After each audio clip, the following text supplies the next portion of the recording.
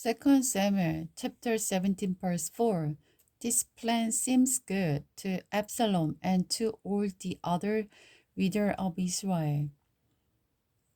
Hushai counts Ahithophel's advice.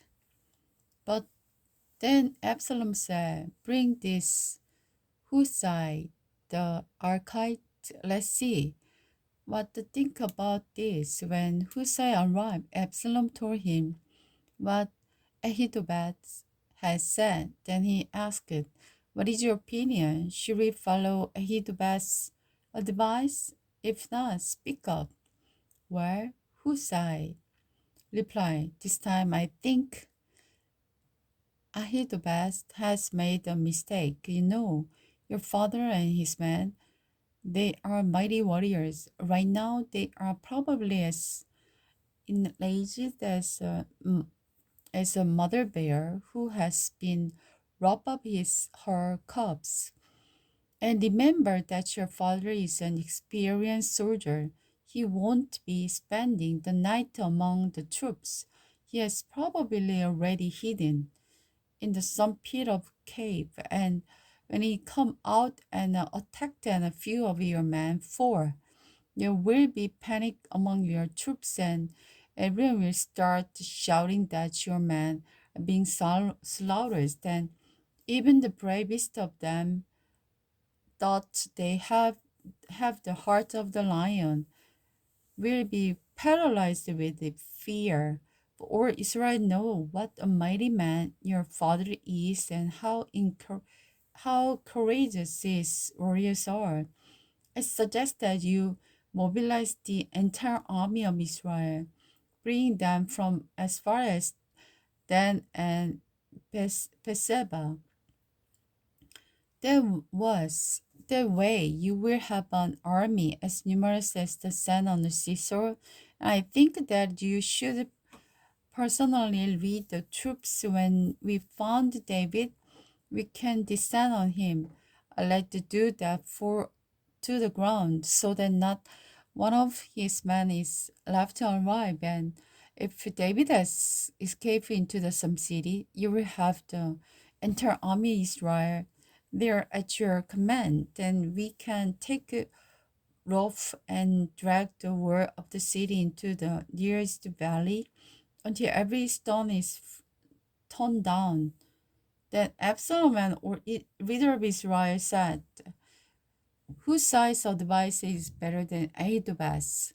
For the Lord has arranged to defeat the counsel of the Ahithophel, which really was the better plan, so that he could bring disaster upon Absalom.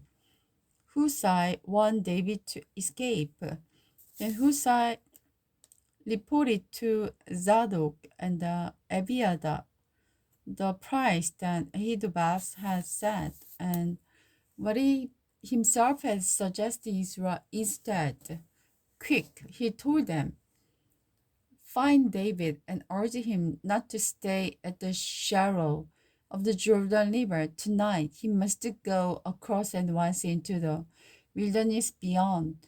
Otherwise, he will die and his entire army will be with him. Jonathan and Ahimelech had been staying at the Ower so as not to be sent entering and leaving the city. Arrangement had been made for servant girl to bring them to the message they were to take to King David.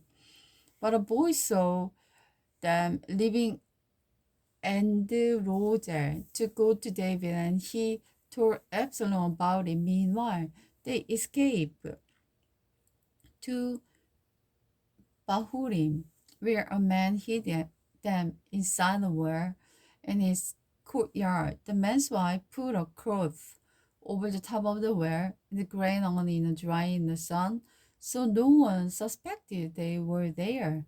When Absalom's men arrived, they asked her, "Have you seen Ahimelech, Ahimaaz, and Jonathan?" She replied, "They were here, but they crossed the brook." Absalom's men looked for them without success and returned to Jerusalem. Then the two men crew out of the war and hurried on to the King David quick. They told him, cross the Jordan tonight, and they told him how Ahithophel had advised that he captured and killed. So David and all the people with him went across the Jordan River during the night, and they were all on the other bank before dawn. Meanwhile, Ahithophel was publicly disgraced when Absalom refused his advice, so he saddled his donkey, went to his hometown, set his affair in order, and hanged himself. He died there and was buried beside his father. David soon arrived at Mahanaim, but by now, Absalom had mobilized the entire army of Israel and was leading his troops across the Jordan River. Absalom had appointed Amasa as commander of his army, replacing Joab, who had been a commander under David. Absa was Joab's cousin. His father was Jesser, and the Ismailite. His mother, Abigail, daughter of the Nahash, was the sister of Joab's mother. Absalom and the Israelite army set up camp in the land of the Gilead.